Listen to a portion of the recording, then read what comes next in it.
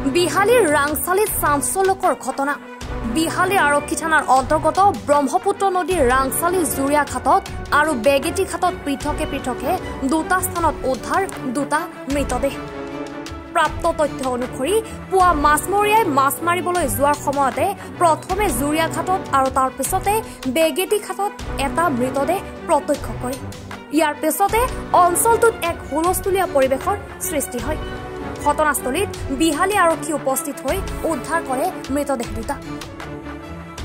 সূত্ৰ মতে মৃত পুৰুষ আৰু মহিলা দুয়োজনে বটিয়ামাৰী অঞ্চলৰ কাৰোবাৰ চাহ বাগিচাত কৰ্মৰত আছিল। যোৱাকালি ব্ৰহ্মপুত্ৰ নদীত মাছ ধৰিবলৈ গৈ মৃত্যুমুখত পৰিব পাৰে বুলি ৰাইজে সন্দেহ প্ৰকাশ কৰিছে। বৰ্তমান বিহালী আৰক্ষীয়ে মৃতদেহ মৰণোত্তৰ পৰীক্ষাৰ বাবে বিহালী স্বাস্থ্য কেন্দ্ৰলৈ প্ৰেৰণ কৰিছে। বৰ্তমানলৈকে মৃতদেহ দুটা চিনাক্ত কৰিব পৰা হোৱা নাই। ৰাতিপুৱাই পুৱাই আমাৰ ব্ৰহ্মপুত্ৰ পাৰ ঘাটত দুটাকৈ মৃতদেহ উদ্ধাৰ হৈছে। আমি এতিয়ালৈকে চিনাক্ত হোৱা নাই, কিন্তু দুটা মানে এজন মতা আৰু এটা মাইকী ইয়াত ব্ৰহ্মপুত্ৰ পাৰত উদ্ধাৰ হৈছে। চিনাক্ত হোৱা নাই ন? এতিয়ালৈকে চিনাক্ত হোৱা নাই, কিন্তু ক'ৰ কি কথা নাজানো, কিন্তু মাছ মাৰিবলৈ গৈছে বুলি মানুহে সন্দেহে কৰিছে। কি মাছৰ মোনা এটা খালি কঁকালত উদ্ধাৰ হৈছে। কিবা সন্দেহ কৰিছে নেকি? কিবা আত্মহত্যা হত্যা তেনেকুৱা ধৰণৰ তেনেকুৱা আত্মহত্যাৰ কথা ইয়াত, কিন্তু খাপিব নাজানি হ'ব পাৰে। এতিয়া আমি সেইটোতো নাজানিম, দেখা নাই। কিন্তু আমি ৰাতিপুৱাই পুৱাই আমি নদীঘাটত আমাৰ যোনবিলাক মাছত যায়, মাছত যোৱা মানুহবিলাকে দেখিছে। কিমান বয়স হ'ব পাৰে? বয়সটো এইটো 45 বছৰ মানুহ হ'ব। মতা আৰু মাইকী স্বামী পত্নী সেইটো নাজানো, কিন্তু মতা এটা মাইকী এটা উদ্ধাৰ হৈছে। মতা নে মাইকী কোনোবা গিয়ে হয়, আমি সেইটো গোটেই বস্তুটো ক্লিয়াৰ নাহোঁ। বিহালীৰ পৰা প্ৰকাশ কায়স্থৰ ৰিপৰ্ট, এনি ভাৰত 24।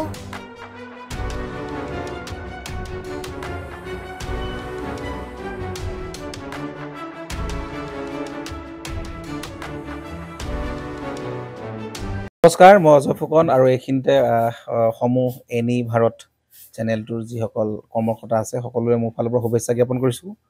অসমৰ আচলতে সংবাদ জগতত নতুনকৈ আচলতে এটি আত্মপ্ৰকাশ ঘটিছে আমাৰ নিউজ চেনেল এনি ভাৰত। আৰু এনি ভাৰতৰ এটা খুব ধুনীয়া এটা অনুষ্ঠান হ'বলৈ গৈ আছে।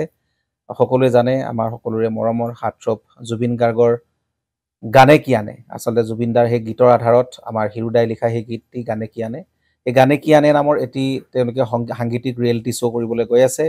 আৰু 15 আগষ্টৰ পৰা গোটেই আৰম্ভ হ'ব। প্ৰথম অডিশ্যন অসমৰ ধেমাজি জিলাত আৰম্ভ কৰিব।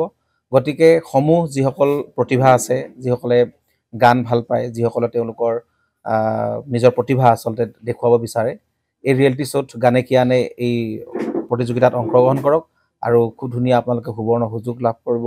লগতে ইয়াতে পুৰস্কাৰ আছেই, বিভিন্ন ধৰণৰ উপহাৰো আপোনালোকে লাভ কৰিব। আৰু লগতে এগৰাকী প্ৰতিষ্ঠিত আচলতে এগৰাকী শিল্পী হিচাপে অসমৰ সাংস্কৃতিক জগতত আপোনালোক প্ৰতিষ্ঠা লাভ কৰিব। গতিকে গোটেই অনুষ্ঠানটোলৈ মোৰ ফালৰ পৰা শুভকামনা থাকিল। আৰু লগতে এই অনুষ্ঠানটোত আপোনালোকে অংশগ্ৰহণ কৰিব, আমিও আছোঁ আৰু সকলোকে আমি লগ পাম। ধন্যবাদ।